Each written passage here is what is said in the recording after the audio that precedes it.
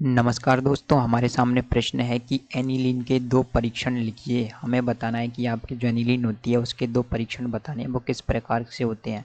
तो सबसे पहले आपके एनिलीन का सूत्र होता है C6H5NH2। ये आपकी एनिलीन होती है और जो इसकी संरचना होती है वो कुछ इस प्रकार की होती है। जो बेंजीन होती है, बेंजीन की बल उस पर क्या होता है, आप क्या जोड़ देते हैं, NH2 अमीनो समूह जोड़ देते हैं, तो इसको बोला जाता है एनिलीन। तो हमें बताना है कि एनिलीन का परीक्षण किस प्रकार किया जाता है।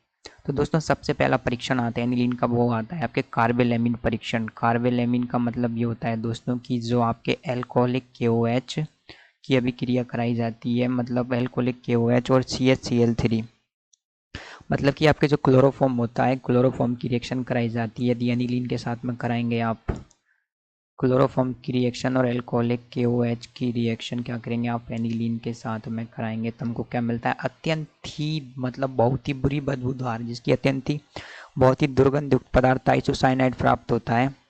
मतलब कि आइसोसाइनाइड या कार्बेलेमिन हमको प्राप्त हो जाएगा। यहाँ से मिलेगा आपको C6H5NC, ये हमें प्राप्त होता है। दोस्तों इसकी क्या होती है, बहुत ही अधिक तेज दुर्गंध आती है, इसकी बहुत अधिक बदबू आती है, जिसकी वजह से आप पहचान लेंगे कि जो बिलियन है उसमें हमने एनिलीन है या नहीं।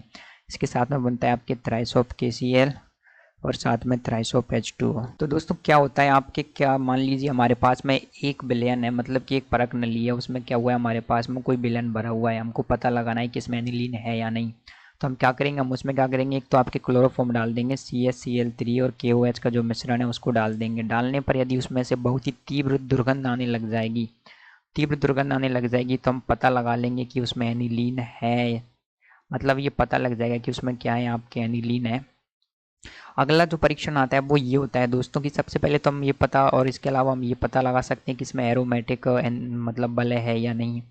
और इसके अलावा सेकंड परीक्षण ये होता है दोस्तों, वो ये होता है कि क्या कर सकते हैं आप, इसका ब्रोमीन जल के साथ में इसकी अभिक्रिया करा सकते हैं।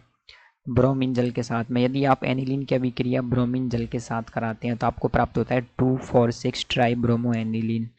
तो ये क्या होती है, आपके एनिलीन है। एनिलीन की रिएक्शन करा रहे हैं हम ब्रोमीन जल के साथ में, तो ब्रोमीन जल के साथ में जब आप इसकी अभिक्रिया कराते हैं तो हमको प्राप्त होता है 2,4,6 ट्राई ब्रोमो एनिलीन।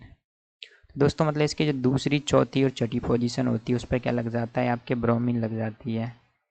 तो ये क्या है, आपकी पहली पोजीशन, ये दूसरी पोजीशन, ये। तो दोस्तों क्या होता है, जब आप एनिलीन की अभिक्रिया ब्रोमीन जल के साथ में कराएंगे तो क्या मिलता है हमको, 2,4,6 ट्राई ब्रोमो एनिलीन का सफ़ेद अवक्षेप मिलता है। यदि हमको किसी विलयन में ये पता लग गया कि हमारे पास में एनिलीन है या नहीं, हमें ये पता लगाना है, तो क्या करेंगे, आपका जो विलयन होगा जिसमें कि एनिलीन भरी पड़ी हुई है उसमें क्या करेंगे, आप ब्रोमीन जल पटक देंगे। यदि आप ब्रोमीन जल पटकने के बाद में क्या हो जाएगा दोस्तों, यदि उसका जो रंग है वो सफ़ेद हो जाएगा तो हम पता लगा लेंगे कि इसमें एनिलीन थी।